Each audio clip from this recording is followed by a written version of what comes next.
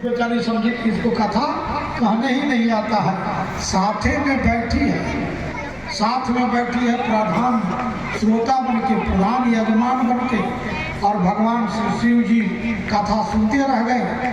और महात्मा अगस्त जी कहते रह गए 9 दिन तक। लेकिन सुनी महेश परम सुख मानी, महेश सुने राम कथा मुनिवर्ज बखानी। मुनि जी कथा तो कहते रहे और भगवान शिव सुने, लेकिन साथ में ही माता सती बैठी है, वो नहीं सुन पाई। दोनों एक ही साथ हैं, दोनों गठबंधन करके बैठे हैं, लेकिन एक कथा सुने और एक सुनी ही नहीं, इसलिए कि मन में भाव नहीं है। तो कथा मंडप में बैठने से भी ये जरूरी नहीं कि कथा आप सुनिए लीजिए।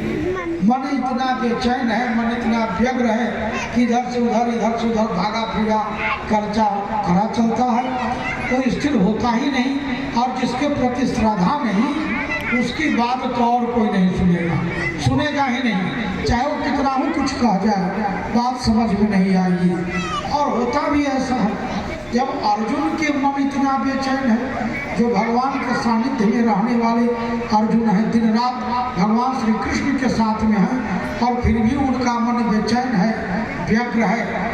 तब न भगवान श्री कृष्ण से उन्होंने कहा, चंचलम ही मना कृष्णा वायु दुष्कर्मा। हे कृष्ण, आप इतनी बड़े बड़े बात कह रहे हैं, लेकिन मन मेरा इतना चंचल है कि एक बात भी समझ में नहीं आ रही है, एक बात नहीं समझ में आ रही है, बड़ा मन चंचल है, क्या करें। तो जब कृष्ण के साथ रहने वाले अर्जुन का मन इतना चंचल है, तो हम तुच्छ मानव के मन कितना चंचल होगा। हमारा आपका मन के तो हिसाब ही नहीं कि कितना भागेगा। नाम है अर्जुन। अर्जुन का अर्थ होता है रीजू, और रीजू मतलब सरल सहज। सरल सहज अर्जुन के मन बेचैन है, तो हमारे आपके मन के तो भगवान ही जाने।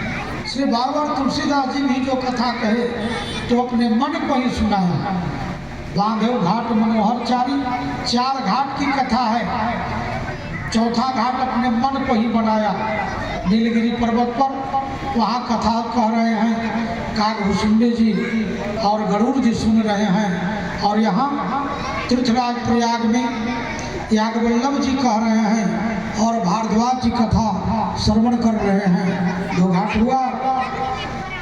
और तीसरी घाट पर जहाँ कथा हो रही है, तो वहाँ भगवान शिव कैलाश पर्वत पर अपने पत्नी माता पार्वती को श्रवण करा रहे हैं। और चौथी घाट में तुलसीदास जी ने अपने मन को ही कहा, तू ही सुन लो तो सब हो जाएगा, तू ही सुन लो, तू समझ लो तो सब कल्याण मेरा हो गया। हम संसार को सुना के क्या करेंगे, जब तू ही नहीं समझोगे, तू ही नहीं सुनोगे, तो किसी और को सुनाने से लाभ ही क्या। तो अपने मन को सुना। ये बात भी सत्य है, मन ही मानव का सबसे बड़ा मित्र है, और मन ही मानव का सबसे बड़ा शत्रु है। यदि मन आपके पक्ष में है तो इससे बड़ा कोई मित्र नहीं, और मन आपका विपक्ष किया तो इससे बड़ा कोई शत्रु नहीं।